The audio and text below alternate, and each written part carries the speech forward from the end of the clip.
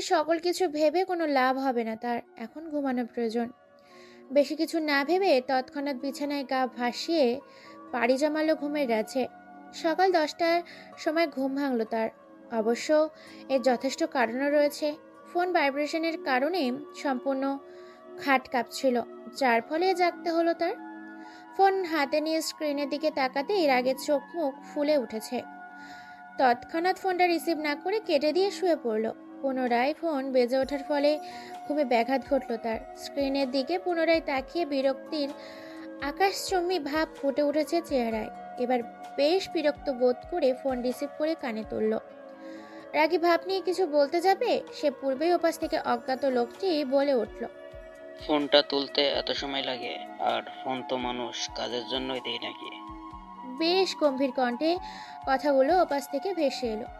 তুই নিজেও জানিস যে এ সময় আমি ঘুমে থাকি, তবে কেন অযথা ফোন দিয়ে আমার সাদের ঘুম নষ্ট করছিস?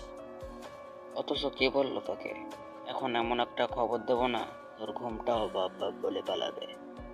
পুনরায় বেশ রাগী কণ্ঠে ওপাশ থেকে কথাগুলো ভেসে এলো। কি এমন খবর বলবি রে? তোর মতো পিচুটি বকুল আবার কবে থেকে এত কঠিন করে কথা বলতে শিখলি? হাসতে হাসতে কথাগুলো বলল নিলয়। অতঃপর ফোনের ওপাশে থাকা লোকটি বলল, তুই হাস অথবা আমার মজা নেস, আর যাই করিস, আমি কিন্তু সিরিয়াস ভাবে কথা বলছি। বাবা, আজকাল ভ্যাবলা মশাই যে সিরিয়াস কথা বলতে জানে, এ তো আমার আগে জানাই ছিল না। যাই হোক, কি হয়েছে তা বল, আর বলে আমাকে শান্তিতে ঘুমাতে দে। তাচ্ছিল্যের স্বরে কথাগুলো বলল নিলয়। আমি মারা গেছে, আর ওর মৃত্যুটা বেশ রহস্যজনক। হতাশা এবং ভারাক্রান্ত মন নিয়ে কথাগুলো বলল বকুল। ও, আপনাদের তো বলতে ভুলেই গেছি, ফোনের ওপাশে থাকা লোকটির নাম হলো বকুল। কি বললি? বেয়াটা সকাল সকাল কি তোর মাথা খারাপ হয়ে গেছে নাকি? কাল রাতে ওর সাথে আড্ডা দিলাম, আর আজকে মারা গেছে?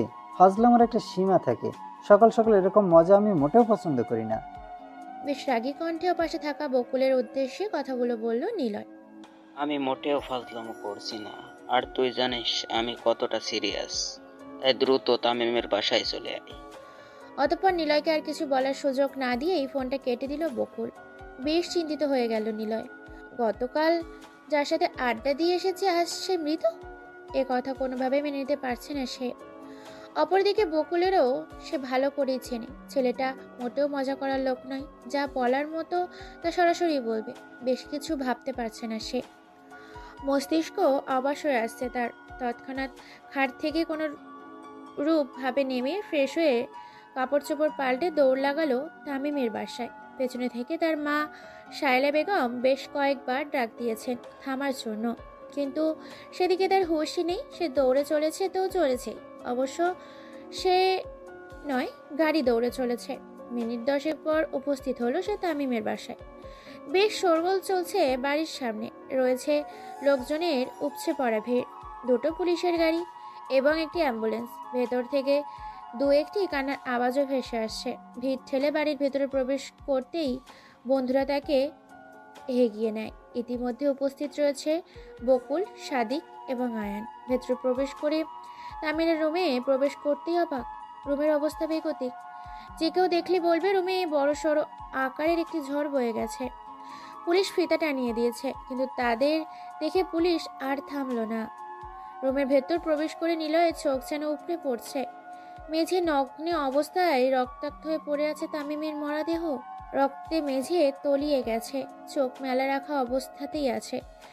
সে চোখ রয়েছে হাজারো ভয়, কিন্তু নিজের রুমে কিসের ভয়? এটা কোনোভাবেই নিলয়ের মাথায় ঢুকছে না। অবশ্য এখন আর তামিমের মরাদেহটা নগ্ন অবস্থায় নেই, সাদা কাপড় দিয়ে জড়িয়ে রাখা হয়েছে। ধীর পায়ে এগিয়ে হেঁটে হেঁটে দেখতে লাগলো সম্পূর্ণ রুম। ইতিমধ্যেই পুলিশের লোকগুলো তার সাথেও হাঁটছে। মেঝেতে ছোট ছোট ছোপ, রক্তের দাগও রয়েছে। তামিমের মরাদেহের ছবি তুলছে দুজন পুলিশ কর্মকর্তা। এছাড়াও রুমের সকল কিছু ছবি তুলে নিচ্ছে। মরাদেহের সম্পূর্ণ ছবি নেওয়ার জন্য বুক পর্যন্ত সাদা কাপড়টা টেনে নামাতেই সকলে অবাক হয়ে যায়। বুকে বিশাল আকার একটি গর্ত দেখা যাচ্ছে। বুক থেকেই বেরিয়ে যাওয়া রক্ত দিয়ে মেঝ তলিয়ে গেছে। এছাড়াও নাকমুখ থেকে গড়গড়িয়ে রক্ত পড়ছে। বুকের উপরে থাকা গর্তটা লম্বায় প্রায় 7 থেকে 8 সেন্টিমিটার। এবং চওড়া প্রায় 5 থেকে 6 সেন্টিমিটার। আচমকায় রুমের ভেতর প্রবেশ করলো থানার ওসি পদে নতুন জয়েন করা জাবেদ। তাকে দেখা মাত্রই উপস্থিত সকল পুলিশ কর্মকর্তা তৎক্ষণাৎ স্যালুট জানালো। জাবেদ ভেতরে প্রবেশ করে চারিদিকে একবার চোখ বুলিয়ে নিল, অতঃপর সেখান থেকে প্রস্থান করলো। তবে তার পূর্বে সকলকে ভালোভাবে সকল কিছু নোট করার জন্য বলে গেল। এদিকে বন্ধুর আকস্মিক মৃত্যু কোনোভাবেই মেনে নিতে পারছে না নিলয়। কঠোরভাবে প্রতিজ্ঞাবদ্ধ করলো তার বন্ধুর খুনিকে সে শাস্তি দেবে। তামিমের মৃতদেহটি অ্যাম্বুলেন্সে তুলে নিয়ে মর্গে নিয়ে গেল। বাকি বন্ধুদের নিয়ে বেরিয়ে গেল তামিমের বাসা থেকে।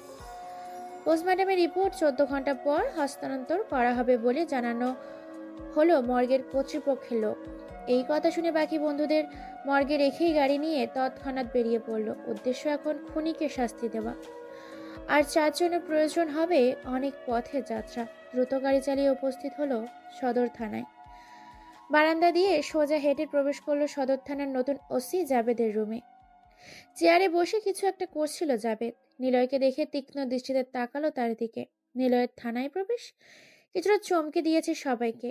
সে কখনো থানার মুখও দেখেনি, আজ সে স্বইচ্ছায় থানায় এসেছে। ব্যাপারটা হজম হলো না কারো। তৎক্ষণাৎ নিলয়কে চেয়ার দেখিয়ে বসতে বলল জাবেদ।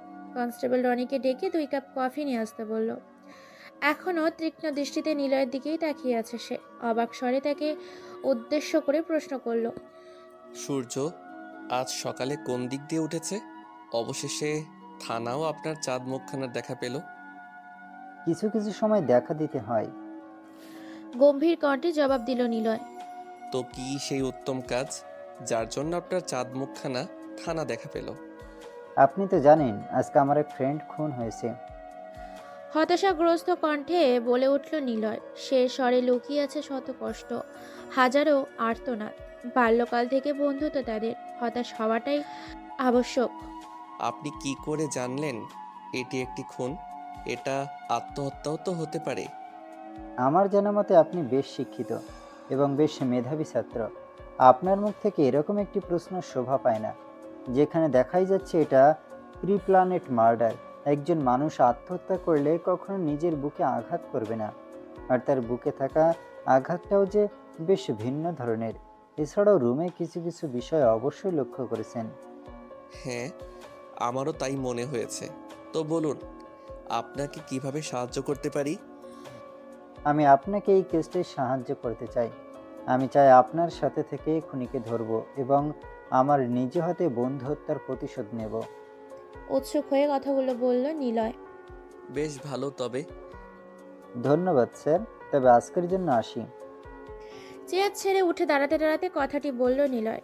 হ্যাঁ অবশ্যই, তবে রাতের দিকে পোস্টমর্টেম রিপোর্ট আমাদের হাতে আসতে পারে। আপনি চাইলে আমাদের সঙ্গে সামিল হতে পারেন। করমর্দন করার জন্য হাত এগিয়ে দিয়ে কথাটি বলল জাবেদ। তবে তো অবশ্যই আসব। রিপোর্ট হাতে পেলে যথাসময়ে আমাকে একটি কল করার অনুরোধ রইল। করমর্দন করে কথাটি বলল নিলয়। অতঃপর থানা থেকে দ্রুত পায়ে বেরিয়ে গেল। হাতে থাকা ঘড়িটির দিকে তাকাতেই চমকে উঠল সে। 2:56 PM চলছে। এতটা সময় অতিবাহিত হয়ে গেল কিভাবে সেদিকে আন্দাজও করে পাচ্ছে না।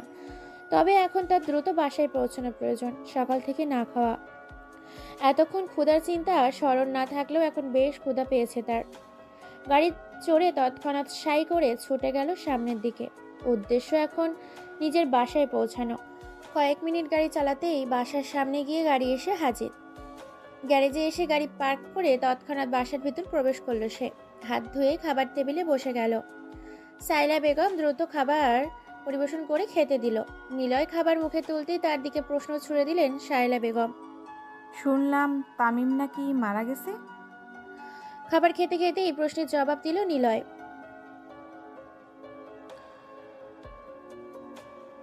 অতঃপর আর কোনো প্রশ্ন করলেন না সাইলা বেগম। এমনিতেই নিলয়ের মন এবং মস্তিষ্ক ঠিক নেই, তার উপর প্রশ্ন করে আরো মন খারাপ করে দিতে চাচ্ছেন না তিনি। নিলয় খাবার শেষ করে ফ্রেশ হয়ে বিছানায় গা এলিয়ে দিয়ে ভাবতে লাগলো আজকের ঘটনা। কখন যে চোখ লেগে এসেছে তার খেয়ালই নেই। অবশ্য এখনো ঘুম ভাঙতো না। ফোনের শব্দে ঘুমের ব্যাঘাত ঘটে, যার ফলে ঘুম ভেঙে যায়।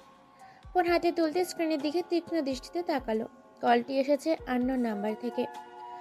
সচরাচর তার সিমে কোনো আননোন নাম্বারে মোটেও কল আসে না। বেশি না ভেবে ফোন রিসিভ করে কানে তুলল সে। তৎক্ষণাৎ ওপাশ থেকে বলে উঠল, সদর থানার ওসি জাবেদ বলছি। আমার হাতে পোস্টমর্টেম রিপোর্ট এসে গেছে। আপনি চাইলে এসে দেখে যেতে পারেন। এছাড়াও বেশ চমক দেওয়ার মতো ঘটনা আপনার জন্য অপেক্ষা করছে। বেশ উৎসুক কণ্ঠে বলে উঠল নিলয়। আপনি অপেক্ষা করুন, আমি এক্ষুনি বাসা থেকে বের হচ্ছি। আপনি তাড়াহুড়ো করবেন না, আস্তে ধীরে আসুন। আমি আপনার অপেক্ষায় রইলাম। শান্ত স্বরে উক্ত কথাটি বলল জাবেদ। অতঃপর তৎক্ষণাৎ ফোন কেটে দিয়ে স্ক্রিনের দিকে তাকালো নিলয়। 8:36 দ্রুত ফ্রেশ হয়ে গাড়ি নিয়ে বেরিয়ে পড়ল। উদ্দেশ্য এখন সদর থানা। কয়েক মিনিটের মধ্যেই থানায় এসে উপস্থিত হলো সে। কিছু কনস্টেবল অবাক চোখে তাকিয়ে আছে। নিলয়ের উপস্থিতি যেন কোনোভাবেই বিশ্বাস করতে পারছেন না তারা।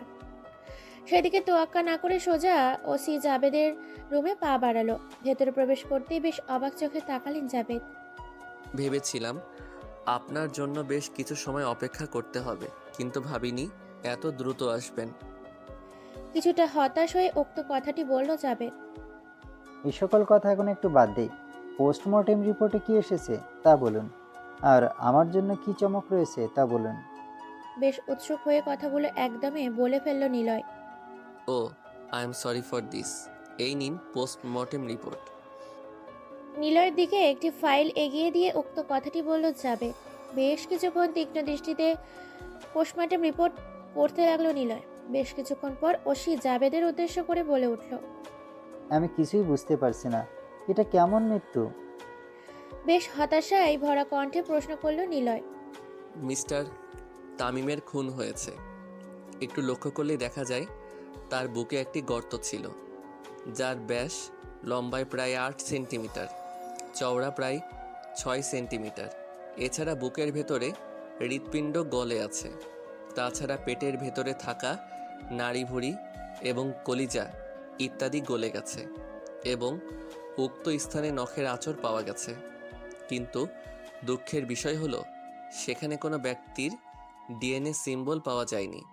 আর একটি ব্যাপার হচ্ছে, নখের আঁচড়গুলো স্বাভাবিক অবস্থায় ছিল। নখের আঁচড় পাওয়া গেছে স্বাভাবিক অবস্থায়, এই কথাটির মানে? একজন মানুষ যখন হাতে গ্লাভস পরে থাকে তখন তার হাত দিয়ে যদি কোথাও স্পর্শ করে সেখানে কোনো ছাপ অথবা ডিএনএ সিম্বল পাওয়া যায় না। তবে সেখানে স্পর্শটা ভিন্ন রকমের হয়। কিন্তু কেউ যদি খালি হাতে আঁচড় কাটে অথবা স্পর্শ করে, উক্ত স্থানে একটি ছাপ পড়ে যায় আর সেখানে পাওয়া যায় ডিএনএ সিম্বল। কিন্তু তামিমের দেহের অভ্যন্তরীণে নখের আঁচড় কাটার দাগ এবং আঘাতের চিহ্ন রয়েছে। তবে অবাক ব্যাপার হচ্ছে সেখানে কোনো ডিএনএ সিম্বল পাওয়া যায়নি। আর সবচেয়ে অবাক ব্যাপার হলো তামিমের দেহের ভেতরটা সম্পূর্ণ খোলা, হাতে আঘাত করা হয়েছিল। কিন্তু এরপরেও কেন ডিএনএ সিম্বল পাওয়া যায়নি তা এখনও বুঝতে পারছি না। বেশ গম্ভীর স্বরে উক্ত কথাগুলো বলল জাবেদ। তা বুঝলাম, কিন্তু এটা কি করে সম্ভব? আর চমকে দেওয়ার মতো ঘটনা কি এটাই ছিল তবে? তা আমারও জানা নেই, তবে এটা চমক ছিল না। আপনার চমক হচ্ছে তামিমের ঘরের মেঝেতে রক্তের দাগ দেখা যায়। পরীক্ষা করে জানা যায় সেগুলো বিড়ালের পায়ের ছাপ ছিল। তবে অবাক বিষয় হলো সেখানে এমন কিছুই পাওয়া যায়নি। আর বিড়ালটাই বা কী করে উধাও হলো রুম থেকে, সে প্রশ্নটা তোলাই থাক। এছাড়াও আরও একটি চমক হলো বিড়ালটা যেভাবেই উধাও হোক না কেন, কিন্তু তার হাত পায়ে রক্ত আসলো কোথা থেকে? তবে কি বিড়াল দ্বারাই খুন হয়েছে তামিম? কিন্তু তা কি করে সম্ভব? প্রশ্নগুলো রীতিমতো আমার মাথা গুলিয়ে দিচ্ছে। কিন্তু এটা কি করে সম্ভব? একটা বিড়াল কিভাবে তামিমের মৃত্যুর কারণ হতে পারে? আপনি কি বলছেন তা আপনি জানেন। কিন্তু কিছুই যে করার নেই। তামিমের বুকের ভেতরে যে গর্তের সৃষ্টি হয়েছিল তার অভ্যন্তরীণ পাওয়া নখের আঁচড়গুলো অনেকটাই বিড়ালের মতো। এছাড়াও আরও একটি প্রশ্ন হচ্ছে, রুমের ভেতরে বিড়ালের পায়ের ছাপগুলোতে কিভাবে রক্তের ছোঁয়া পাওয়া যেতে পারে? চিন্তায় মগ্ন হয়ে নিলয়ের দিকে প্রশ্ন ছুড়ে দিল জাবেদ। এটাই তো রহস্য, কিন্তু আমি কোনোভাবেই বিশ্বাস করতে পারছি না তামিমের মৃত্যুর কারণ একটা বিড়াল। এছাড়াও আরও একটি রহস্য লেগে আছে। যদি বিড়াল দ্বারাই তামিমের মৃত্যু হয়, তবে তামিমের বুকে এত বড় গর্তের সৃষ্টি হলো কিভাবে? একটা বিড়ালের পা কখনো তো এত বড় আর এত মোটা হয় না। এছাড়াও তামিমের দেহের অভ্যন্তরীণে থাকা সকল হৃৎপিণ্ড, নাড়িভুড়ি ইত্যাদি গলে গেল কি করে? আর একটা বিড়ালের পা এতটা বড় কখনোই হবে না যে বুক থেকে পেট পর্যন্ত হাত চলে যাবে। হতাশায় নিমজ্জিত কণ্ঠে জবাব দিল নিলয়। ঘোর রহস্য লেগেই আছে। টাইম ট্রাভেল মেশিন থাকলে অতীতে গিয়ে দেখা যেত আসলে কি ঘটেছে, কিন্তু তা আর হবার নয়। আমার মাথায় কোনোভাবেই ঢুকছে না এই বিড়ালের রহস্য। আচ্ছা, দেখা যাক। অন্ধকারে ঢিল ছুড়লেও অনেক সময় উদ্দেশ্য হাসিল করা যায়। আবার অন্ধকারে ঢিল ছুড়লে কারো মাথায় পড়লে হাসপাতালে যেতে হবে নির্ঘাত। তাই দেখে শুনেই ঢিল মারতে হবে, তবে সঠিক সময়ের অপেক্ষা। গম্ভীর স্বরে উক্ত কথাটি বলে উঠল যাবে। অতঃপর তৎক্ষণাৎ আর কিছু বলল না নিলয়। তার যে আর বলার কিছু নেই। কি হচ্ছে এসব? আর কোনো উত্তর তার জানা নেই। আর বিড়ালের রহস্যটা তার মাথার উপর দিয়ে গেছে। মানুষের মৃত্যু বিড়ালের হাতে? মানুষ যদি এটা শোনে তবে হাসি ঠাট্টা করেই উড়িয়ে দিবে। এছাড়া তাদের হাতে শক্তপোক্ত কোনো প্রমাণ নেই যার দ্বারা একটি প্রমাণিত করতে পারবে। তার এই মুহূর্তে চুপ থাকাটাই শ্রেয়। বেশ খানিকক্ষণ বাদে পুনরায় বলে উঠল যাবে। আপাতত আপনি বাসায় যান, পরবর্তীতে এটি নিয়ে ইনভেস্টিগেট করা যাবে। প্রথম দিনেই যদি এতটা মাথা ঘামানো হয়, পরবর্তীতে কিছুই হবে না। তাই মাথা ঠান্ডা রাখার প্রয়োজন। অতঃপর কিছু না বলেই চেয়ার ছেড়ে তৎক্ষণাৎ উঠে দাঁড়ালো নিলয়। অতঃপর ওসি জাবেদের রুম ত্যাগ করে বাহিরের পার্ক করা গাড়িতে উঠে পড়ল। গাড়ির স্পিড ঘন্টায় 50 কিলোমিটারের গতিবেগ পথ চালাতে লাগলো।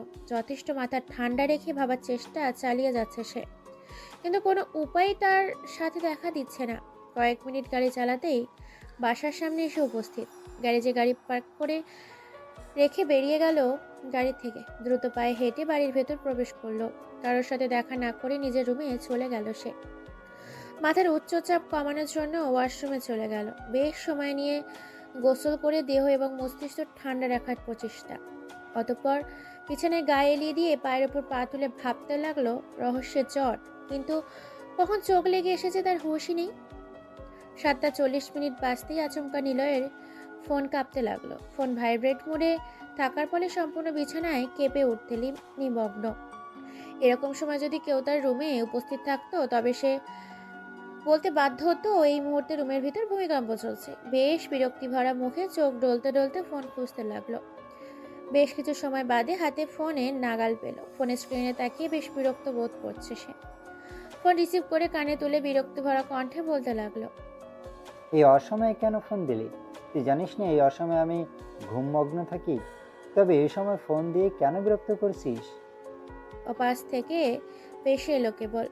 গোমার বিরক্ত দূরে রাখ। এই মুহূর্তে যা বলতে চাচ্ছি তা শুনে তুই ঠিক থাকতে পারবে কিনা তা নিয়ে আমি বেশ চিন্তিত। সাদিক, কি এমন হয়েছে বলতো? সকাল সকাল এমনিতেই ঘুমাচ্ছিলাম, তার উপর এমনিতেই মন মেজাজ ভালো না। এই সময় ফোন দিয়ে কেন বিরক্ত করছিস? বিরক্ত করতে ফোন দেয়নি, বকুল মারা গেছে আর ওর মৃত্যুটা ঠিক তামিমের মতো হয়েছে। অবশ্য দুইটাই কার্বন কপি বলতে পারিস। করুণ কণ্ঠের সঙ্গে কিছুটা রাগ মিশ্রিত স্বরে বলে উঠল ওপাশের সাদিক লোকটি। হোয়াট? কি যাতা বকছিস তুই? যা মনে আসছে তাই বকছিস নাকি? সকাল সকাল এরকম মজা আমি মোটেও পছন্দ করছি না। আমি কোনো মজা করছি না। সকালে বকুলের বাসা থেকে ফোন এসেছে আমার কাছে। বাড়ির লোক জানায় বকুল তার রুমে ঠিক তামিমের মতো মেঝে পড়ে আছে, আর মেঝেতে রক্তের সরাসরি। আমি বকুলের বাড়ি যাচ্ছি, তুই যত তাড়াতাড়ি পারিস চলে আসিস। এই বলে তৎক্ষণাৎ ফোন কেটে দিল সাদিক। মহা চিন্তায় পড়া গেল নিলয়। কি হচ্ছে তার সাথে?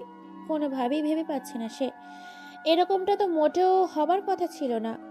একে একে দুটো বন্ধুর রহস্যভাবে মৃত্যু ঘটেছে। বকুলের মৃত্যু নিলয়ের প্রথম মেনে না নিলেও এক পর্যায়ে এসে মেনে নিতে বাধ্য হয়েছে। তামিমের মৃত্যুতেই বুঝে গেছে সে কিছু একটা হতে চলেছে, কিন্তু সেই কিছু একটা যে এইরকমভাবে আঘাত হানবে সেদিকে মোটেও ধ্যান ছিল না তার। তৎক্ষণাৎ বিছানা ত্যাগ করে ওয়াশরুম চলে গেল। ফ্রেশ হয়ে বাসা থেকে বের হয়ে গ্যারেজে এসে উপস্থিত হলো। চারিদিকে না দেখে গাড়িতে উঠে বসে পড়ল সে। গাড়ির অতিবেগ ঘন্টায় 103 কিলোমিটার। সাই করে মধ্য রাস্তা দিয়ে গাড়ি ছুটে চলেছে। ভোরবেলা ততটা ব্যস্ত নয় এই প্রাণী ঢাকার শহর, তবুও লোকের সমাগম বেশ ভালোই বলা যায়। কয়েক মিনিট অতিবাহিত হলেই বকুলের বাসে এসে উপস্থিত হয় নিলয়। পূর্বের ন্যায় দুটো পুলিশের গাড়ি এবং একটি অ্যাম্বুলেন্স বাড়ির সামনে দাঁড় করানো অবস্থায় আছে। ভেতর থেকে পূর্বের দিনের মতোই চাপা কান্নার আওয়াজ ভেসে আসছে। দ্রুত পায়ে বাড়ির ভেতরে প্রবেশ করলো সে। ড্রয়িং রুমে প্রবেশ করতেই নজর আটকে যায়। বকুলের মা মিসেস রোজা খান কেঁদে কুলহারা হচ্ছেন। ছেলের মৃত্যুতে প্রতিটা মায়ের কান্না পাওয়াটাই খুব স্বাভাবিক, আর তা যদি আকস্মিক মৃত্যু ঘটে তবে সেটা হবে বড় শোকেরই ছায়া। সেদিকে ধ্যান না দিয়ে তৎক্ষণাৎ বকুলের রুমে চলে গেল সে নিলয়। ভেতরে প্রবেশ করতেই বুকের ভেতর মোচড় দিয়ে উঠল। মেঝেতে পড়ে আছে বকুলের নিথর দেহ, অথচ গতকাল সকালেই এই মানুষটাকে তাকে ফোন করেই তামিমের মৃত্যুর খবর জানিয়েছে। সারাদিন তার সাথেই ছিল, অথচ একটা রাতের ব্যবধানে বকুল নামক মানুষটা মৃতদেহ মেঝেতে পড়ে আছে পূর্বের দিনের ন্যায়। বেশ বড় একটি স্থান নিয়েই রক্তে তলিয়ে যাচ্ছে মেঝে। চারিদিকে তাকিয়ে বেশ অবাক। পূর্ব দিনের ন্যায় আজকে তার রুমের কোনো পরিবর্তন হয়নি, ঠিক যেমনটা ছিল এখনই তেমনটাই আছে, বিন্দুমাত্র পরিবর্তন হয়নি। এটি নিয়ে বেশ অবাক। দুজন পুলিশ কর্মকর্তা ক্যামেরার ফ্ল্যাশ চালিয়ে সকল অ্যাঙ্গেল থেকে ছবি তুলছে। ডান কর্নারের দিকে তাকাতেই তীক্ষ্ণ দৃষ্টিতে তাকালো নিলয়। দ্রুত পায়ে হেঁটে সেখানে উপস্থিত হলো। কিছু বলার পূর্বেই উপস্থিত হওয়া উচিত জাবেদ বলে উঠল, আপনি চলে এসেছেন। আপনার বন্ধুদের মৃত্যুতে আমি অত্যন্ত দুঃখিত। এরকমটা তো হবার কথা ছিল না, কি হচ্ছে এসব? বলতে পারছি না কি হচ্ছে এসব। আমার কাছে মনে হচ্ছে তামিমের খুন যার দ্বারা সম্পন্ন হয়েছে, আজকের খুনটাও ঠিক একই ব্যক্তির দ্বারা করা হয়েছে। কেননা তামিমের বুকের উপরে হওয়া গর্তের মতো বকুলের বুকেও পাওয়া গেছে। আজকে রাতে পোস্টমর্টেম রিপোর্ট দেওয়া হলে নিশ্চিত হওয়া যাবে। রাতে থানায় আসার অপেক্ষায় রইলাম। এই বলে তৎক্ষণাৎ সেখান থেকে প্রস্থান করলো ওসি জাবেদ। নিলয় কেবল নৈরাশা ভরা দৃষ্টিতে তাকিয়ে রইল তার চাওয়ার পানি। গাড়ি ছুটিয়ে তৎক্ষণাৎ বাসায় চলে এলো সে। কিছুই ভালো লাগছে না তার, সকল কিছুই এখন তার বিষাদময় মনে হচ্ছে। দুদিনে দুটি বন্ধু হারিয়েছে সে, যাদের সাথে সম্পর্ক সেই বাল্যকাল থেকে। চারিদিকে নিস্তব্ধতা জুড়ে আছে। টেবিলের এক প্রান্তে ওসি জাবেদ, অপর প্রান্তে নিলয়। মধ্যখানে পড়ে আছে একটি ফাইল। বেশ সময় ধরে কারো মুখেই কোনো বলি নেই। নিস্তব্ধতায় ব্যাঘাত ঘটিয়ে বলতে লাগলো নিলয়, আপনি বলতে চাচ্ছেন আজকের খুনটাও তামিমের খুনের মতো? বকুলের মৃত্যুর কারণও সেই বিড়াল? আজকেও মেঝেতে বিড়ালের রক্তাক্ত পায়ের ছাপ পাওয়া গেছে। আপনার কি মনে হয়? তীক্ষ্ণ দৃষ্টি নিয়ে নিলয়ের দিকে তাকিয়ে প্রশ্ন করলো ওসি জাবেদ। কিছু কিছু সময় নিজের মতামতটা উপযুক্ত নয়। আমার মনে হচ্ছে এখানে আরও একটি রহস্য আছে। আচ্ছা, আপনাদের সাথে কারো কোনো রকম শত্রুতা আছে? বেশ হতাশায় ভুক্ত কণ্ঠে জবাব বলে উঠল নিলয়, আমাদের সাথে কারো কোনো রকম শত্রুতা নেই। জানি না কি ঘটছে সব। নিলয়ের কথা শুনে জাবেদের মাথায় হাত দিয়ে বলে উঠল, আজকে তবে আসুন, আমিও বাসায় যাব। গত কয়েকদিন কাজের চাপে মাথায় অতিরিক্ত ব্যথা অনুভব হচ্ছে, যা ভোগান্তিতে ফেলবে কয়েকদিন। অতঃপর নিলয় সেখানে অপেক্ষা না করে বাসায় চলে গেল। খাবার না খেয়ে নিজের রুমে চলে গেল। অতঃপর ওয়াশরুম থেকে ফ্রেশ হয়ে বিছানায় গায়ে ভাসিয়ে দিল। আচমকাই সম্পূর্ণ বিছানা কেঁপে উঠল। ঘুমের ব্যাঘাত ঘটার ফলে জেগে গেল নিলয়। বিরক্তি এখন চরম সীমায়। গভীর রাতে ঘুমন্ত অবস্থায় যদি কেউ ফোন দিয়ে তাকে বিরক্ত করে, তবে বিরক্তি চরম পর্যায়ে সীমা অতিক্রম করবে, এটাই স্বাভাবিক। তবুও হাতড়ে হাতড়ে ফোনটা হাতে নিল। স্ক্রিনে না তাকেই রিসিভ করে কানে তুলল নেয় সে। তৎক্ষণাৎ ওপাশ থেকে ক্রন্দন এবং ভয় ভীতিকর কণ্ঠে ভেসে এলো, নিলয়, আমাকে বাঁচা, কালো বিড়ালটা আমাকে মেরে ফেলবে। তখনই আয়া করে একটি তীক্ষ্ণ চিৎকার ভেসে এলো। অতঃপর সকল কিছু নিস্তব্ধতাই গ্রাস করে নিল। উন্মাদ হয়ে বলতে লাগলো নিলয়, হ্যালো, হ্যালো, হ্যালো। কিন্তু ওপাশ থেকে কোনো রকম আওয়াজ ভেসে আসছে না। আচমকাই একটি আওয়াজ ভেসে এলো, মিয়াও।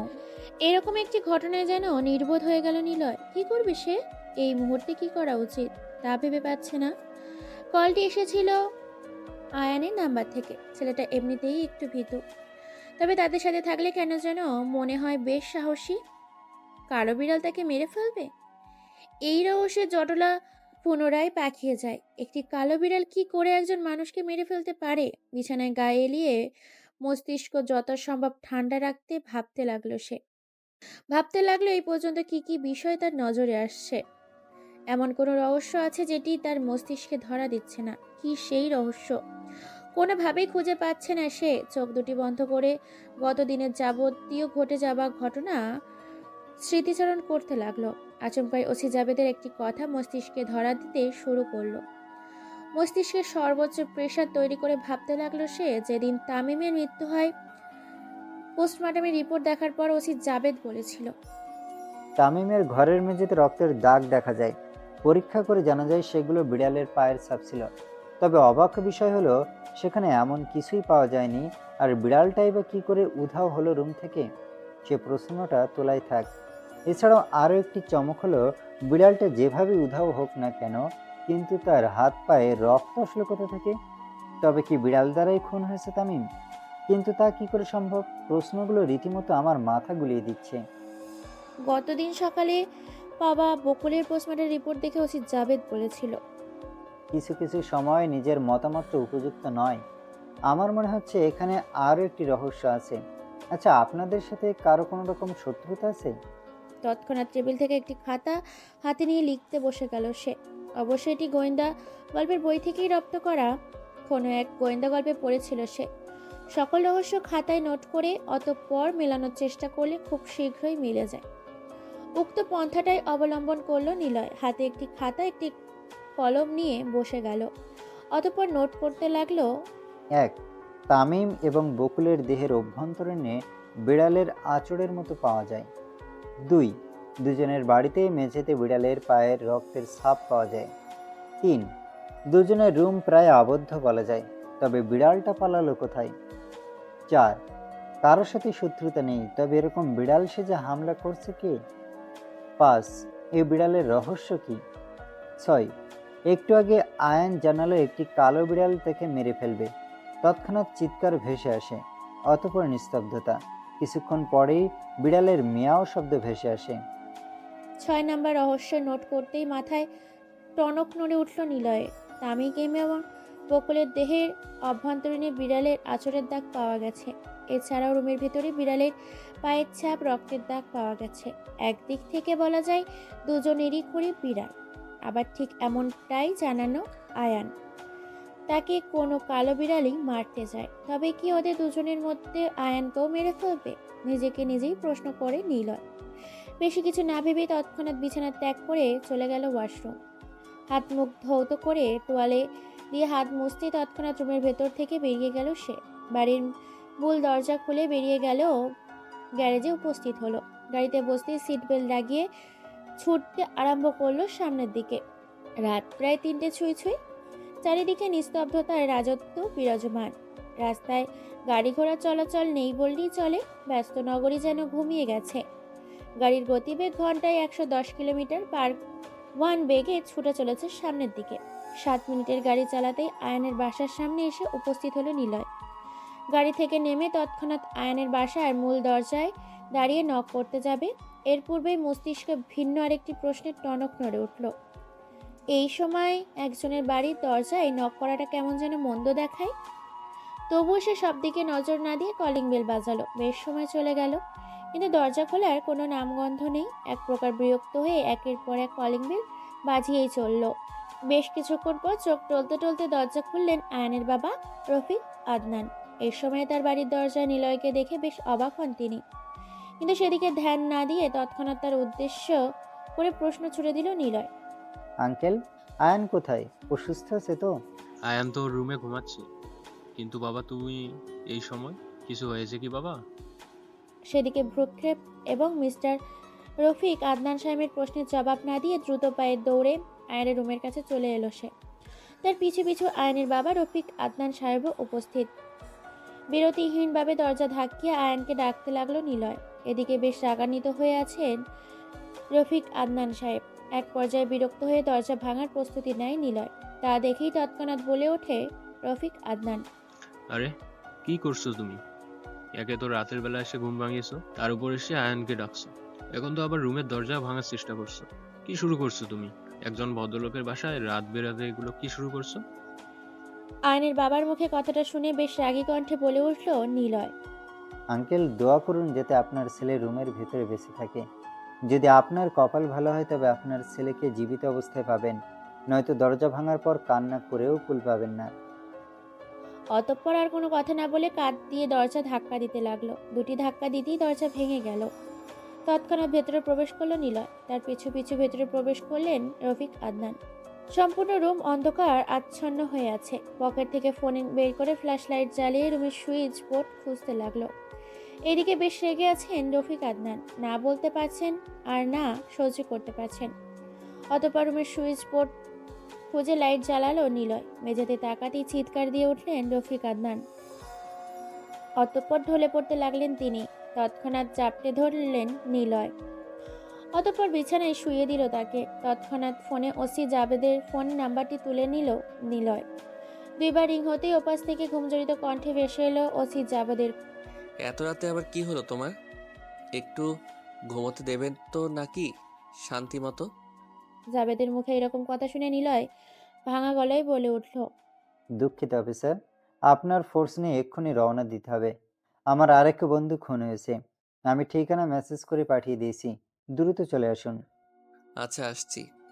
আড়ামোড়া দিয়ে উক্ত কথাটি বলে গেল জাবেদ। তৎক্ষণাৎ রুমে উপস্থিত হয় আয়নের মা মিসেস পারভিন আক্তার।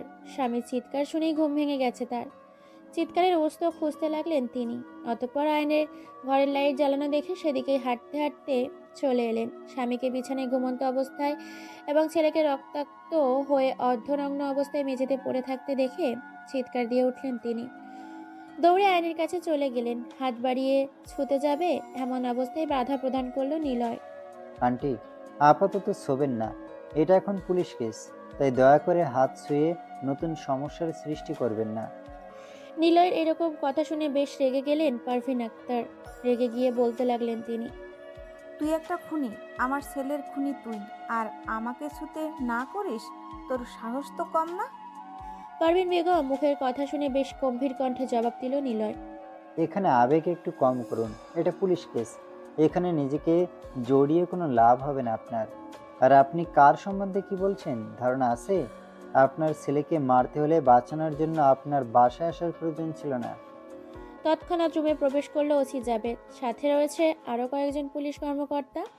ওসি জাবেদকে দেখেই পারভিন আক্তার কান্না করতে করতে বলতে লাগলেন।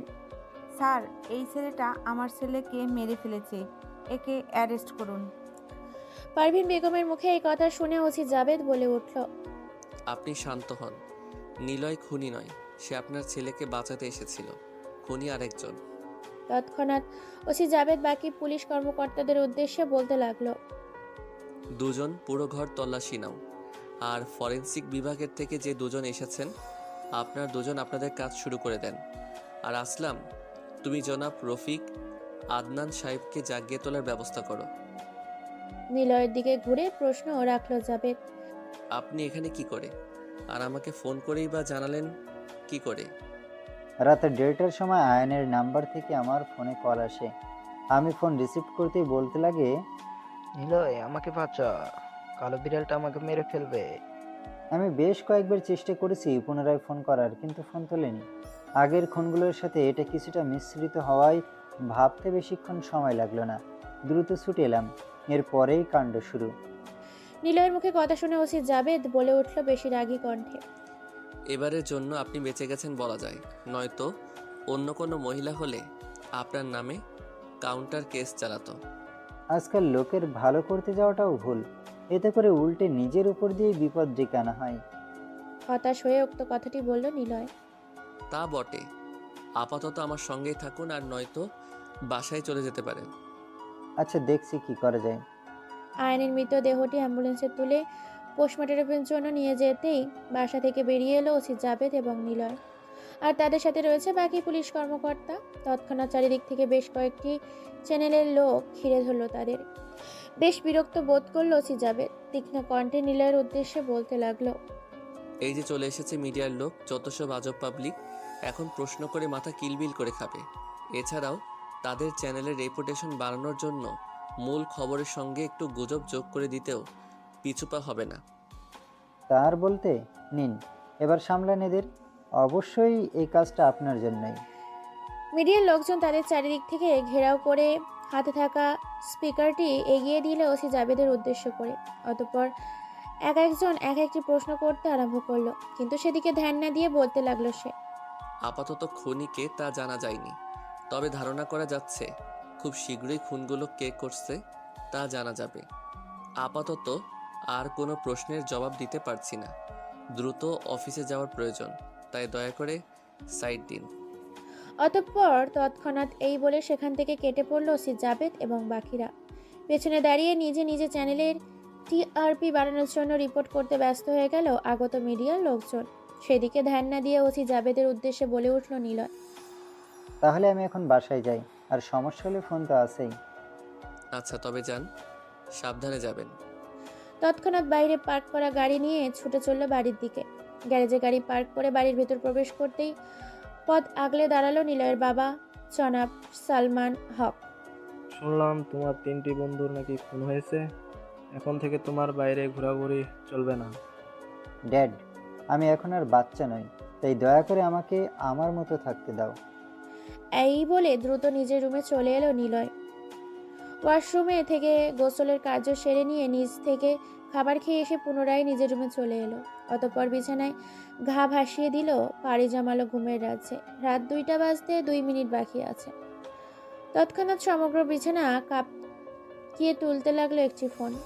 গত রাতেও ঘুমাতে পারেনি নিলয়। আজকের কলটি তাকে বেশ বিরক্ত করে তুলেছে। চিন্তা ভাবনা করলো কল রিসিভ করে ইচ্ছে মতো ধুয়ে দিবে, কিন্তু কল রিসিভ করা মাত্রই ওপাশ থেকে সাদিকের আতঙ্কযুক্ত কান্না বিরোচিত কণ্ঠে ভেসে এলো। নিলয়, প্লিজ আমাকে বাঁচা। কালো বিড়ালটি আর কালো ছায়াটা আমাকে মেরে ফেলবে। প্লিজ তুই আমাকে বাঁচা।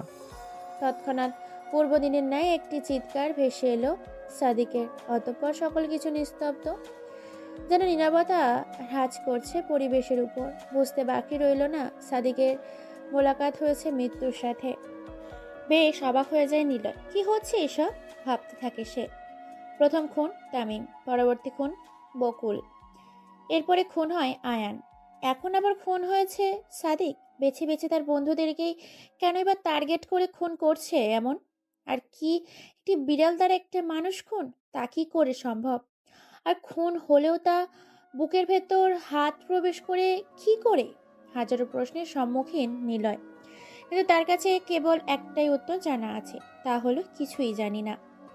কিন্তু এরকম ভাবে আর কতদিন চলবে? একে একে তার সমস্ত বন্ধুদের মেরে তাকে একা করে দিয়েছে। সে ভাবতে পারছে না যে তার সকল বন্ধুরা এখন মৃত, কেউ আর এই ভুবনে জীবিত অবস্থায় নেই।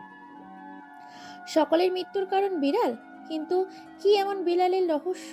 তার কোনো হদিশ মেলেনি এখন পর্যন্ত। এখন কি সাদিকের বাসায় তার যাওয়া উচিত? এ নিয়ে ভেবে চলেছে সে। কোনো উপায় না পেয়ে তৎক্ষণাৎ ফোন তুলে ট্রায়েল পেরে ওসি জাবেদের নাম্বার উঠিয়ে কল দিল।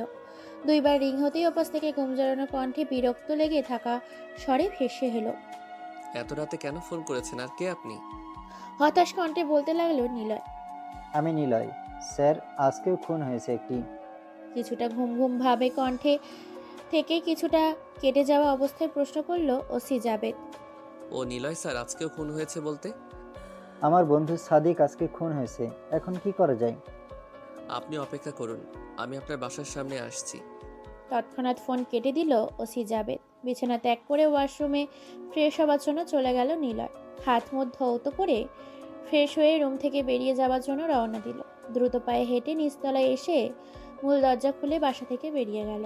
অতঃপর দাঁড়িয়ে রইল বাড়ির গেটের কাছে। কয়েক মিনিট পরেই একটি পুলিশ গাড়ি এবং একটি প্রাইভেট কার তার দিকে এগিয়ে আসছে। প্রাইভেট কারটি তার কাছে এসে থামতেই তীক্ষ্ণ দৃষ্টিতে তাকালো সে। ভেতরে তাকিয়ে দেখতে পেল হাতের ইশারায় গাড়ির ভেতর ঢোকার জন্য ডাকছে ওসি জাবেদ। বেশি দেরি না করে গাড়ির কাছে এগিয়ে গেল নিলয়। গাড়ির পেছনে দরজা টান দিতেই খুলে গেল। তৎক্ষণাৎ ভেতরে প্রবেশ করল সে। সাদিকের বাড়ির কোন দিকে প্রশ্ন করা হলো নিলয়ের কাছে। পুলিশ কর্মকর্তাকে বাড়ির অবস্থান জানিয়ে চুপ করে বসে রইল।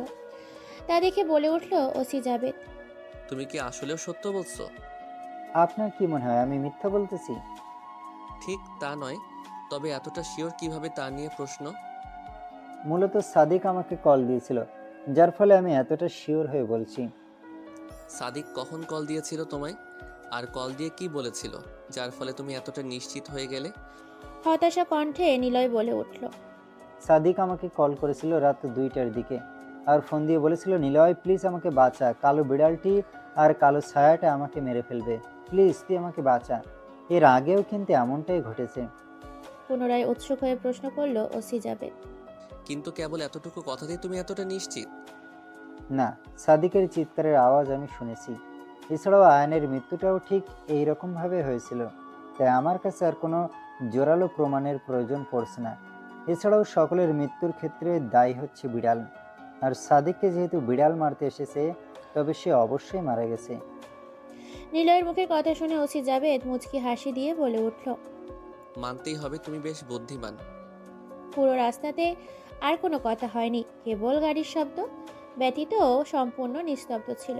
কয়েক মিনিট পার হয়ে যেতেই গাড়ি দুটি এসে উপস্থিত হয় সাদিকের বাড়ির কাছে।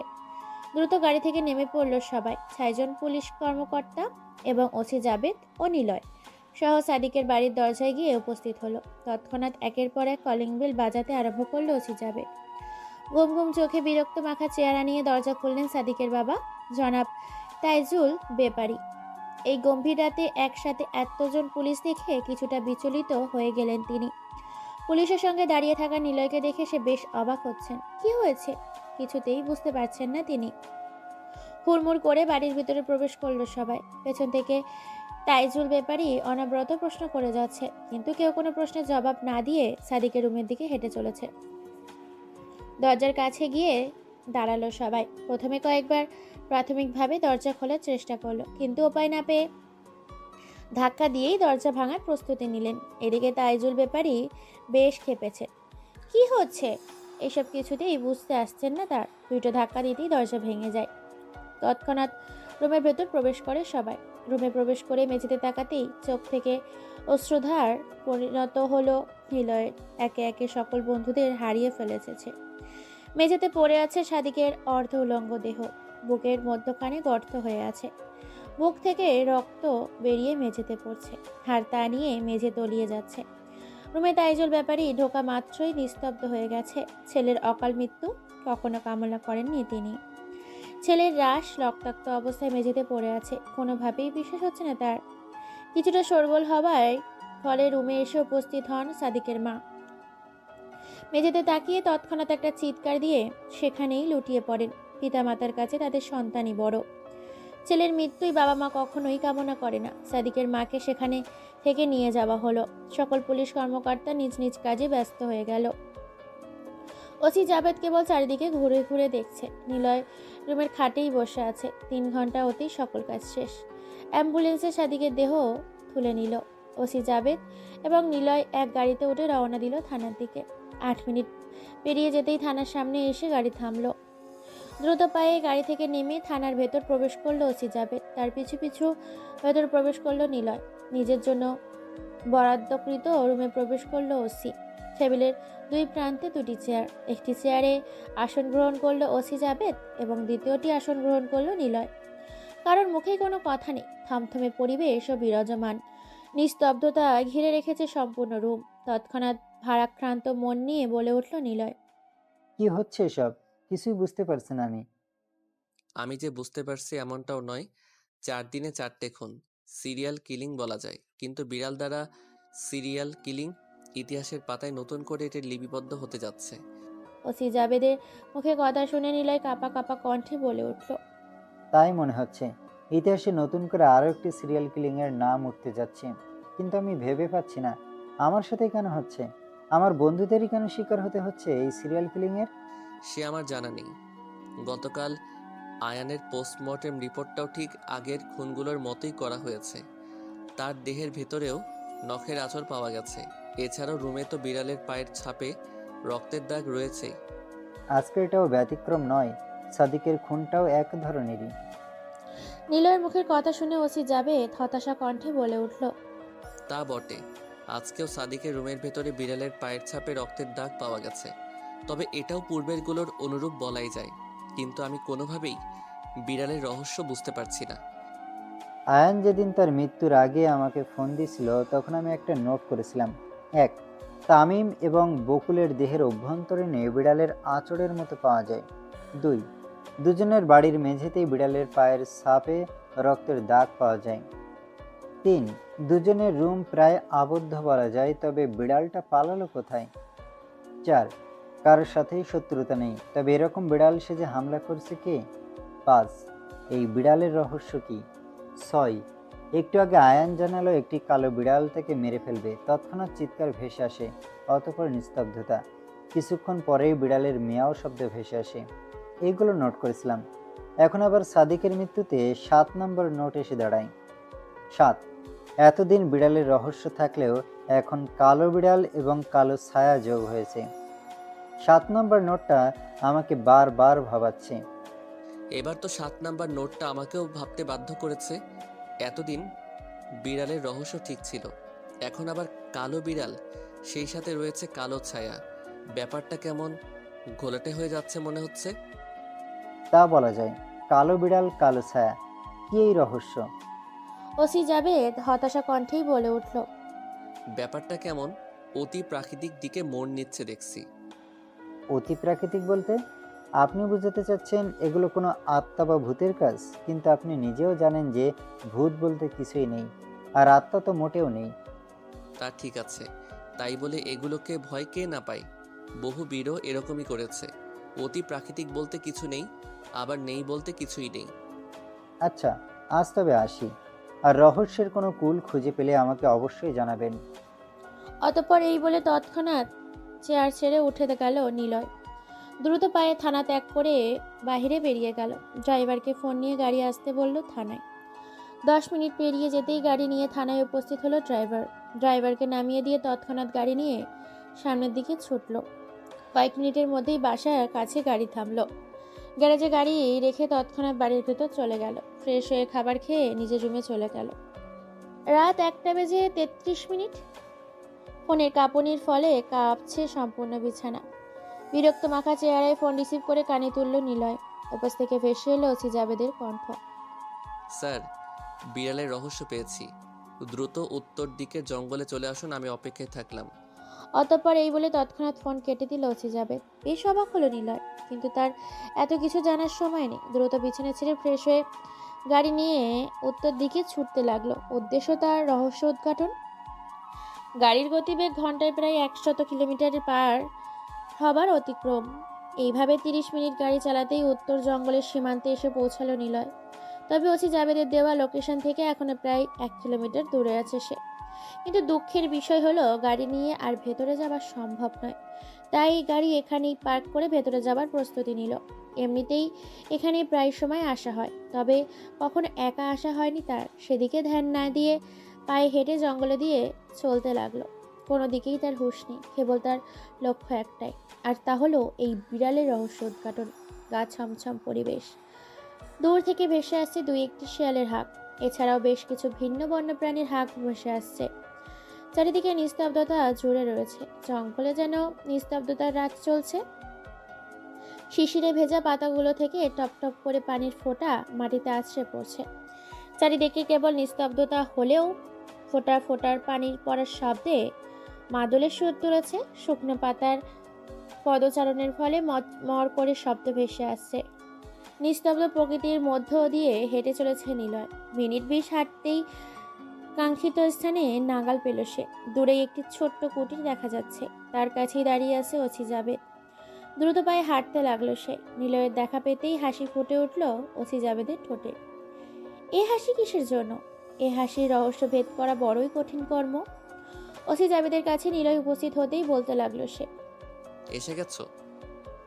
বেশ উৎসুক হয়ে প্রশ্ন করল নিলয়। হ্যাঁ, এসে গেছি। এবার বিড়ালের রহস্য বলুন। আর বিড়ালের রহস্য বলতে এই গহীন জঙ্গলেই বা কেন নিয়ে এলেন? সে তো বলবোই, সব ধীরে সুস্থেই শোনো। এত তাড়াহুড়ো করা ভালো না। আর গহীন জঙ্গলে ঘটা কাহিনী কি করে তোমাকে অন্য স্থানে বলি? আপনার কথাগুলো বেশ রহস্যময়, তবে এই মুহূর্তে আমি মোটেও মজার মুডে নেই, তাই সোজা সাপটা বললে খুশি হই। একটি কুড়ে ঘরের দিকে আঙুল তাক করে বলে উঠল জাবেদ। কিছু মনে পড়ে কি? ভাবনায় ভাব ধরে নিলয় বলে উঠল। আমার তেমন কিছুই মনে পড়ছে না, কি হয়েছে? এ কথা শুনে রাগ মিশ্রিত কণ্ঠে বলে উঠল জাবেদ। আজ থেকে 9 দিন পূর্বে পূর্ণিমা তিথির 4 রাত আগে কি ঘটেছিল ওই কুটিরে, তা কি মনে নেই? এখনো কি বলবি কিছুই মনে পড়ছে না তোর? বেশ উৎসুক হয়ে প্রশ্ন করল নিলয়। আপনি কি করে জানলেন কি হয়েছিল সেদিন? আর সেই দিন রাতের সাথে বিড়ালের যোগসূত্র কি? রাগী ভাব যুক্ত কণ্ঠস্বর ফুটিয়ে প্রশ্ন করল ওসি জাবেদ। পূর্ণিমা তিথির 4 রাত পূর্বে একটি মেয়েকে এই কুটিরে এনে তোরা 5 জন কুকুর তাকে খুবলে খুবলে খেয়েছিলি। তোরা 5 জন কুকুর একত্রে মিলে মেয়েটির ইজ্জত লুটে নিয়েছিলি। তোরা 5 জন কুকুর মেয়েটিকে ধর্ষণ করেছিলি। এরপর কি করেছিলি মনে পড়ছে কি? ওসি জাবেদের শেষ কথাটি শুনে পূর্ণিমা তিথির চাঁদ রাত পূর্বে মেয়েটির সাথে ঘটে যাওয়া দৃশ্যগুলো চোখের সামনে ভাসতে লাগলো। মদ্যপানে পশুগুলো 5 বন্ধু মদ্য খেয়ে মাতাল হয়ে গাড়ি চালাচ্ছে নিলয়। বাকিরা গাড়ির ভেতর বসে মদ গিলে এনজয় করছে। তৎক্ষণাৎ সকলের উদ্দেশ্য করে প্রস্তাব রাখলো নিলয়। এই সময় গত মাসের মতো একটা মেয়ে পেলে জমে যেত, কি বলিস সবাই? হ্যাঁ, তার বলতে গতবার যে মেয়েটাকে তুলে নিয়ে আসছিলাম তাতে বেশ মজাই পেয়েছিলাম। তা ঠিক, কিন্তু কথা হচ্ছে মেয়ে পাবি কোথায়? মাথা চুলকাতে চুলকাতে উক্ত কথাটি বলল আয়ান। এমনিতেও সবেমাত্র 8:33 বাজে। আমরা যে রোড দিয়ে আমরা যাচ্ছি এই রোডে একটা না একটা মেয়ে তো মাস্ট পাবই, আর সেটাকে তুলে নিয়েই আজকের রাতটা জম্পেশ চলে যাবে। আর এমনিতেও যেটাকে একবার ব্যবহার করা হয় সেটাকে মেরেই দেই, তাই চিন্তার কারণ দেখছি না। সকলের উদ্দেশ্য করে উক্ত কথাটি বলল নিলয়। তা বটে, তবে গতবার তোদের জন্য আমি বেশি একটা বাগে পাইনি, তাই এবার আমি আগে শুরু করব, আগেই বলে দিলাম। সাদিকের মুখে এ কথা শুনে আয়ান বলে উঠল হাসতে হাসতে। আচ্ছা যা, শুরুটা তোর মাধ্যমেই হবে, খুশি এবার? কিরে বকুল, চুপ করে আছিস কেন? মনে হচ্ছে গতবারে তোর মন ভরে গেছে। আরে তা না, আমাকে কখনো দেখেছিস এনজয় মিস করতে? এনজয় আর আমি মিস তা হতেই পারে না। চুপ করে আছি ওদের কথা ভেবে, কেননা জোগাড় হয়ে গেলে এমনিতেই আমাকে দিবি। এ নিয়ে টেনশনের কিছু দেখছি না। কড়া কণ্ঠে সকলের উদ্দেশ্যে করেই বলে উঠল নিলয়। সে যাই হোক, ক্লোরোফর্ম রেডি রাখ। মেয়ে পেলেই সুযোগ বুঝে আস্তে করে টান দিয়ে গাড়িতে তুলে ক্লোরোফর্ম চাপা দিয়ে অজ্ঞান করে দিবি। অতঃপর এইভাবেই কথার রেস চলতে লাগলো তাদের। বেশ কিছু দূর আগাতেই একটি মেয়ে নজরে এলো তার। রাস্তার জনসমাগম নেই বললেই চলে। মেয়েটি ভয় পাচ্ছে একা একা হাঁটতে। হাঁটা চলা দেখাতেই বোঝা যাচ্ছে মেয়েটি পরিধান করে আছে সাদা রঙের 3 পিস এবং মাথায় ওড়না দিয়ে ঢাকা। সাবলীন এবং শালীনতা বজায় রাখা একটি মেয়ে। তৎক্ষণাৎ মেয়েটির কাছে গিয়ে গাড়ি থামালো নিলয়। দরজা খুলে বেরিয়ে এলো সাদিক। মেয়েটি কিছু বলতে না দিয়ে মুখে ক্লোরোফর্ম দিয়ে মাখার টিস্যু প্যাম্পারটি চেপে ধরলো। তৎক্ষণাৎ মেয়েটি অজ্ঞান হয়ে ঢলে পড়ল সাদিকের গায়ে। দ্রুত গাড়ির ভেতর মেয়েটিকে নিয়ে প্রবেশ করলো সাদিক। মেয়েটিকে নিয়ে গাড়ির ভেতর ঢুকতেই শুরু করলো 4 কুকুরের খুবলানো। মেয়েটির দেহ থাকা সকল বস্ত্র টেনে ছিঁড়ে ফেলতে লাগলো সবাই। অতঃপর সম্পূর্ণ নগ্ন দেহটি দেখে মনে অভ্যন্তরীণে পুষে রাখা কালো ব্যক্তিত্বকে জাগ্রত করতে লাগলো। মেয়েটি নগ্ন দেহের ছবি কোনো এক অ্যাঙ্গেল থেকে তুলতে বাদ রাখেনি আয়ান এবং বকুল। উত্তরের জঙ্গলের উল্টো দিক থেকে প্রবেশ করলে কুড়ে ঘরের কাছে আসতে খুব একটা সময়ের প্রয়োজন হয় না। জঙ্গলের উল্টো দিক দিয়েই প্রবেশ করলো নিলয়। অতঃপর পূর্বের মতো এবারেও কুড়ে ঘর থেকে কিছুটা কাছে এসে গাড়ি থামালো। অতঃপর মেয়েটি নগ্ন দেহ ধরাধরি করে গাড়ির থেকে বাইরে বের করে নিল। অতঃপর হাঁটতে লাগলো কুড়ে ঘরের দিকে। কিছু সময় মেয়েটি নগ্ন দেহ কাঁধে নিয়ে হাঁটতেই কুড়ে ঘরের ভেতর প্রবেশ করলো সবাই। মেয়েটি নগ্ন দেহটি মেঝেতে রাখতেই কেঁপে উঠল মেয়েটির চোখ।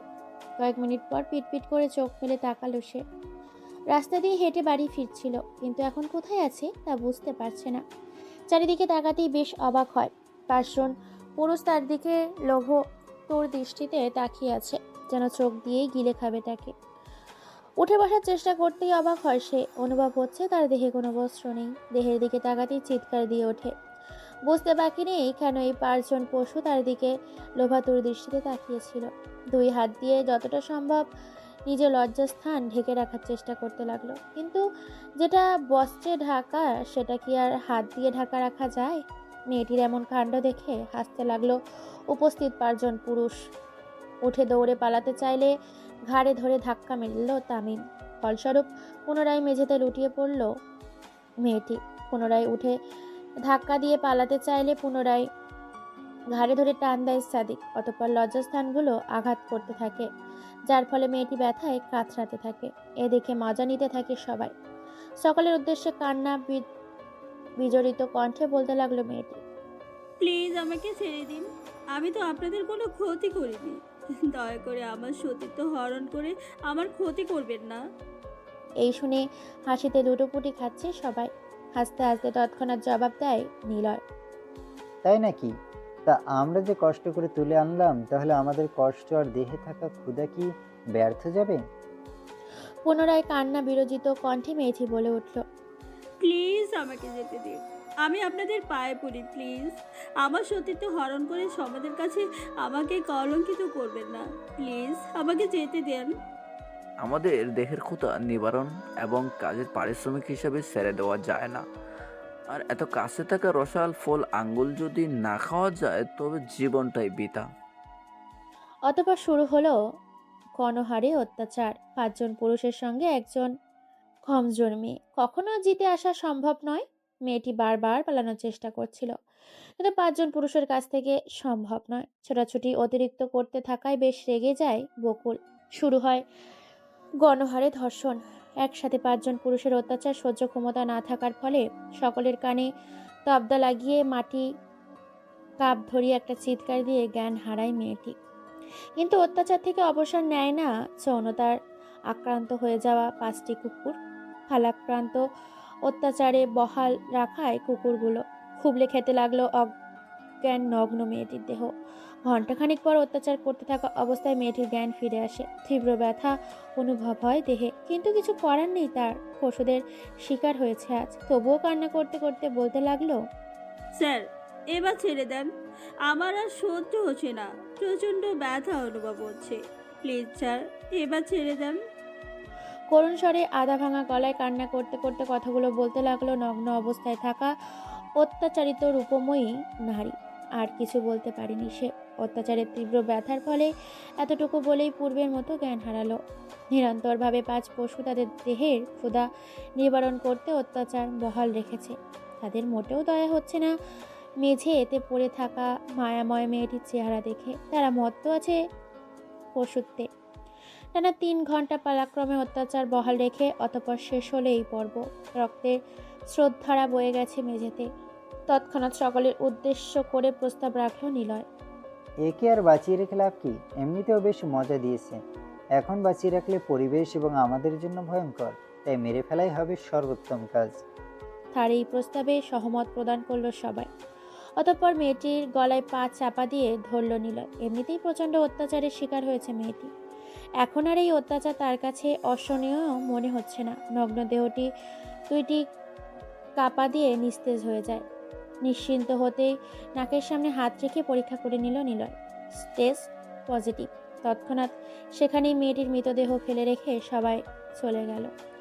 অতীত থেকে ফিরল নিলয়। তৎক্ষণাৎ তার উদ্দেশ্য করে বলল, ওসি যাবে। মনে পড়েছে কি বারবার হাত জোর করে বলার পরও মাপ পায়নি নিষ্পাপ মেয়েটি? কি দোষ ছিল তার? কেবল অসুস্থ মায়ের জন্য ওষুধ কিনতে যাওয়াটাই কি তার ভুল ছিল?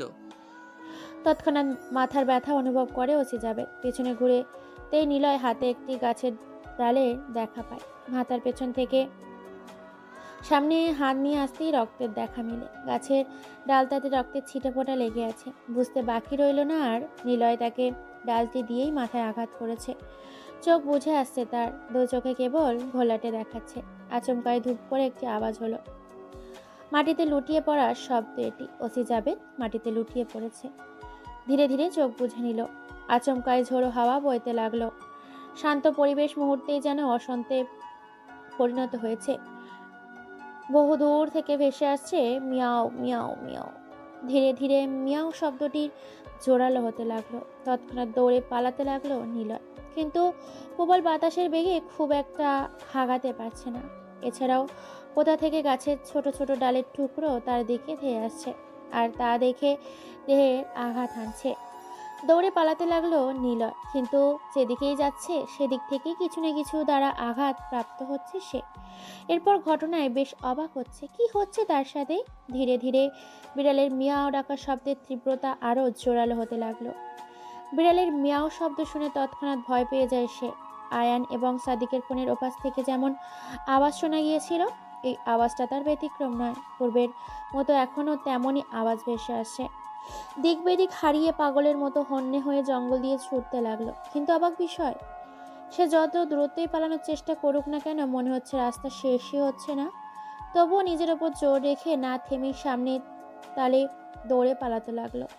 এক প্রকার মায়াজাল থেকে ছাড়া পেয়ে ছুটতে লাগলো সামনের দিকে। কোন দিকে যাচ্ছে সেই তার কোনো হুঁশ নেই।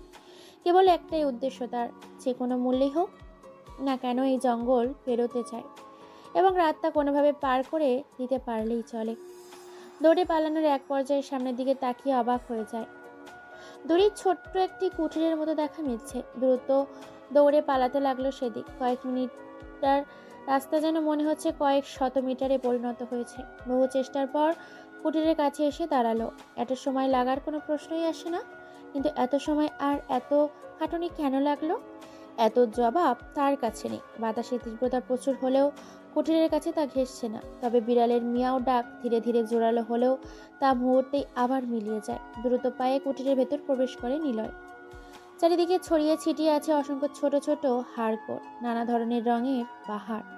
কুটিরে কেবল একটি রুম দিয়েই গঠিত। মেঝেতে অগ্নিকুণ্ড রয়েছে, অগ্নিকুণ্ডে জল করছে আগুন, এবং অগ্নিকুণ্ডের এক পাশে চোখ বন্ধ করে ধ্যানমগ্ন হয়ে বসে আছে এক সন্ন্যাসী। তাকে দেখা মাত্রই নিলয়ের মনে প্রশান্তির বাতাস বইতে লাগলো। মনে মনে সে ভেবে নিল এই সকল সমস্যার সমাধান সন্ন্যাসী বাবার কাছ থেকে মেটানো যাবে। আনন্দের রেশ মনের ভেতর পুষ্পিত হতে লাগলো। কোনো একজনের কাছে সে শুনেছিল, যখন কোনো সন্ন্যাসী ধ্যানে মগ্ন থাকে তখন তাকে ডেকে শান্তি ভগ্ন করা অথবা বিশৃঙ্খলা সৃষ্টি করা না করা। সেই কথা রেস ধরেই কোনোরূপ আওয়াজ না করে চুপটি করে অগ্নিকুণ্ডের অপর পাশে বসে গেল। চারিদিকে মাথা ঘুরিয়ে চুপচাপ চেয়ে চেয়ে দেখতে লাগলো। এতক্ষণ ভালো লাগলেও এখন বেশ বিরক্ত লাগছে তার। একটা মানুষ তার সামনে বসে আছে, অথচ তার ভাবমুক্তি অথবা আচরণ পরিবর্তনের আবির্ভাব ঘটছে না। বেশ বিরক্ত হয়ে দাঁড়িয়ে পড়তে যাবে এমনটা অবস্থায় চোখ না খুলেই গম্ভীর কণ্ঠে বলে উঠলেন সন্ন্যাসী লোক, বসে পড়ো, বিরক্ত হলে চলবে না। এই কথা শুনে বেশ অবাক হয় নিলয়। চোখ মেলে তাকালোও না। তারপরেও কিভাবে বুঝতে পারলো সে উঠে যাচ্ছে? বেশি না ভেবে তৎক্ষণাৎ সেখানে বসে পড়ল। কিছু সময় বাদে ধপ করে চোখ মেলে তাকালো সন্ন্যাসী। রক্তিম লাল চোখের আভা, যেন চোখের কোঠরে কেবল রক্ত দিয়েই আচ্ছাদিত। মুখের গম্ভীর ভাব ফুটিয়ে বসে রয়েছে। তৎক্ষণাৎ বলার জন্য ব্যাকুল হয়ে উঠল নিলয়। একটা বড় বিপদের মধ্যে ফেসে গেছি। একটু বলতেই সন্ন্যাসী লোকটি হাতের ইশারায় তাকে বাধা প্রদান করলো। গম্ভীর কণ্ঠে বলতে লাগলেন তিনি, তোর বলতে হবে না, কোনো কিছুই আমার অজানা নয়। এটা তোর কৃতকর্মের ফল বলতে পারিস। বড় ভুল করেছি। এটা মনের অজান্তেই নয়। মনের অজান্তে যে ভুল করা হয় তা ক্ষমা করে দেওয়া যায়, কিন্তু যেটা ইচ্ছাকৃত হয় তা মোটেও ক্ষমার যোগ্য নয়। আমি মানছি আমার দ্বারা ভুল হয়েছে। পূর্বের ঘটনাগুলো ভুল মানলেও একটু আগে করা ঘটনা মোটেও মানার নয়। আমার দ্বারা ভুল হয়েছে। যদি তুই তোর ভুল মানতিস তবে পুলিশ অফিসারকে গাছের ডাল দিয়ে আঘাত নয়, নিজেকে আইনের হেফাজতে তুলে দিতি। বর্তমানে তুই পরিস্থিতির সঙ্গে তাল মেলাতে এমনটা বলছিস, এবং আগামীতে পুনরায় একই কাজ করতে লেগে যাবি। কোনরূপ জবাব না দিয়ে চুপটি মেরে বসে রইলেন নিলয়। পুনরায় বলতে আরম্ভ করলেন সন্ন্যাসী, তোদের একটা শাস্তি দেওয়ার চেষ্টা বহু আগে থেকেই করছিলাম। অপেক্ষা করছিলাম সে মহেন্দ্রক্ষণ এবং সুবর্ণ সুযোগের। তোরা একে একে বহু মেয়েকে এনে দর্শন করেছিস, অতঃপর তাদের মেরে দিয়েছিস, কিন্তু তাদের মৃতদেহের ধারক আত্মাগুলো অতৃপ্ত। কিন্তু আমার কাছে করার কিছুই ছিল না, কেননা তোরা পূর্ণিমার পরের রাতে অথবা অমাবস্যার দিকে মেয়ে নিয়ে আসতি, কিন্তু আমার প্রয়োজন ছিল পূর্ণিমা তিথির লগ্ন লাগার প্রথম 4 দিনের ভেতর মৃত আত্মার। এবারের মেয়েটি যে ঠিক আমার চাওয়া এবং মহেন্দ্রক্ষণে নিয়েই উপস্থিতি হয়ে গেলি, অতঃপর তাকে ভোগ করে মেরে দিয়ে কুটিরের বাইরে ফেলে রেখে চলে গেলি। আর এটা ভেবেই যে পূর্বের মতো কোনো বন্যপ্রাণী এসে খেয়ে ফেলবে, কিন্তু পূর্বের মৃতদেহগুলো যে আমি নিয়ে এসেছিলাম এদিকে তোদের কারোই ধারণা ছিল না। অতঃপর পূর্ণিমা লগ্নের প্রথম রাতে মেয়েটির অতৃপ্ত আত্মাটাকে খোলাসা করে দিয়ে তার পোষা প্রিয় কালো বিড়ালের মধ্যে প্রবেশ করিয়ে দিলাম। এরপরই শুরু হলো ধ্বংসযজ্ঞ। তার সাথে করা অন্যায়ের প্রতিটি অন্যায়কারীকে কঠিন শাস্তির মৃত্যু দিয়েছে। কেবল তুই বাদে, তুই আফসোস। এখন তোকেই সেই শাস্তির সম্মুখীন হতে হবে। আমার কাছে নিয়ম সবার জন্যই একই, কারোর জন্য অর্ধেক, কারোর জন্য পুরো, এমনটা নয়। মৃত্যুর জন্য প্রস্তুত হয়ে নিলয়, সে আসছে। প্রথম দিকে কড়া কণ্ঠে বললেও শেষের কথাগুলো উচ্চস্বরে হাসতে হাসতে বললেন তিনি। আচমকাই রুমের মধ্যে তীব্র বাতাসের ঝাপটা ভয়ঙ্কর রূপ নিল। চারিদিক থেকে ভেসে আসছে কেবল শ্বাস শ্বাস শব্দ। মিয়াও শব্দ তুলে রুমের ভেতর উপস্থিত হয় একটি কালো বিড়াল। ধীরে ধীরে নিলয়ের দিকে আগাতে থাকে কালো বিড়ালটি। আচমকায় বিড়াল বড় আকার ধারণ করে নিলয়ের গাল বরাবর আঘাত করলো বিড়ালটি। তৎক্ষণাৎ উক্ত স্থান ব্যথায় টইটুম্বুর। এছাড়াও থাবাস্থল থেকে রক্ত বেরিয়ে পড়ছে। আচমকায় কালো বিড়ালটি পুনরায় বিশাল এক ছায়ায় পরিণত হলো। তৎক্ষণাৎ পুনরায় বড় একটি কালো বিড়ালে রূপান্তরিত হলো। নিলয় যেন নিজের স্থানেই জমে গেছে। বহু চেষ্টা করলো নড়ার জন্য, কিন্তু এক চুল পরিমাণও নড়তে সক্ষম নয় সে। যেন উক্ত স্থানেই তাকে আটকে রেখেছে কেউ। আচমকা নিলয়ের বুকে কালো বিড়ালটি থাবা দিয়ে আঘাত আনলো। বুকের খাঁচা ছিঁড়ে বিড়ালের হাতের ভেতর প্রবেশ করলো। তৎক্ষণাৎ বুকে নিলয়ের বুক বেয়ে বেয়ে রক্তের স্রোতধারা গড়িয়ে পড়তে লাগলো। ধীরে ধীরে হতে লাগলো নিলয়ে নিঃশ্বাস, কিন্তু থেমে যায়নি কারো বিড়াল। বুকের ভেতরে হাত প্রবেশ করিয়ে হাত ঘোরাতে লাগলো। বহু কষ্টে একটি চিৎকার দিয়ে উঠল নিলয়। অতঃপর শেষ নিঃশ্বাস ত্যাগ করলো সে। মেটে চাঁদের স্নিগ্ধ আভায় আলোকিত হয়ে আছে চারিদিক। একটি কবরের পাশে এসে দাঁড়িয়ে আছে জাবেদ, চোখে তার অশ্রুসিক্ত। একটি অবয়ব তার দিকে তাকিয়ে একটি মুচকি হাসি দিয়ে উবে গেল আকাশে। সে হাসির অর্থ ছিল, আমি পেরেছি ভাইয়া, আমি পেরেছি শাস্তি দিতে। ওসি জাবেদের চোখ অশ্রুসিক্ত হলেও ঠোঁটের কোণে একটি মুচকি হাসি লেগে রয়েছে। হাত উঁচু করে শপথ করলো আজকের পর থেকে তার কাছে আসা প্রতিটি ধর্ষণের কেসে ন্যায় দেবে, ন্যায় মিলিয়ে দেবে ধর্ষিতার বাবা মায়েদের। শাস্তি স্বরূপ রয়েছে এনকাউন্টার। গুটি গুটি পায়ে একটি কালো বিড়াল উপস্থিত হলো কবরের কাছে। ওসি জাবেদের পা ঘেঁষে দাঁড়িয়ে শব্দ করে উঠল, মিয়াও। সমাপ্ত। সমাজের এই সকল নিম্ন মস্তিষ্কের মানুষগুলোর জন্য আজ আমরা মা বোন ভয়ে জীবন কাটাই। দুঃখিত বোন নুসরাত, হীরামণি এবং আরও লোকজন। আমরা পারিনি তোমাদের সুরক্ষা দিতে, আমরা পারিনি এখনো তোমাদের ধর্ষণের মৃত্যুদণ্ড দিতে, আমরা পারিনি আমাদের কর্তব্য পালন করতে। এইভাবেই কোনো অলৌকিক একটা কাণ্ড ঘটুক, এটাই মোর প্রত্যাশা। আর অলৌকিক কাণ্ডে যেন এই সকল ধর্ষকগুলোর ভয়ানক মৃত্যু হয়। গল্পটি কেমন হয়েছে তা অবশ্যই কমেন্ট করে জানাবেন। আর আমাদের এই চ্যানেলটি আপনি নতুন দর্শক হয়ে থাকলে চ্যানেলটিকে অবশ্যই সাবস্ক্রাইব করে পাশে থাকবেন, যাতে করে পরবর্তী এরকম নতুন গল্প সবার আগে আপনার কাছে পৌঁছে যায়। আর আপনাদের কোনো ধরনের গল্প শুনতে ভালো লাগলে অবশ্যই কমেন্ট করে জানাবেন। সমাপ্ত। খোদা হাফেজ। হ্যালো বন্ধুরা, যারা আমাদের গল্প শোনো তাদের সবাইকে অসংখ্য ধন্যবাদ। তোমাদের কাছে কোনো এক এলাকার কিছু মুসলিম ভাই তাদের মসজিদের মেরামতের জন্য আর্থিকভাবে কিছু সাহায্য চাচ্ছেন। অবশ্যই কোনো কিছু মন্তব্য করার আগে ভিডিওর ডিসক্রিপশন বক্সে দেওয়া লেখাগুলো পড়ে দিবেন। পরিশেষে একটাই কথা বলি, আমাদের ইসলাম ধর্মে আল্লাহ তাআলার পথে 1 টাকা ব্যয় করলে আল্লাহ তাআলা ওই 1 টাকার বিনিময়ে 10 টাকা দেয়, যে কোনো ওসিলায় ওই দানকারী ব্যক্তিকে। তাই আপনারা যদি দয়া করে মুসল্লি ভাইদের জন্য আর্থিক সাহায্য প্রদান করতেন, তাহলে তারা খুব ভালো করে মসজিদের মেরামত করতে পারত। বিস্তারিত জানতে ভিডিও ডিসক্রিপশন বক্সে সব কিছু দেওয়া আছে।